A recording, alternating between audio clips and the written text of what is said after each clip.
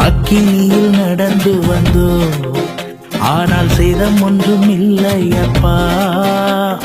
தண்ணீரை கடந்து வந்தோம், நாங்க மூழ்கி போகவில்லையப்பா.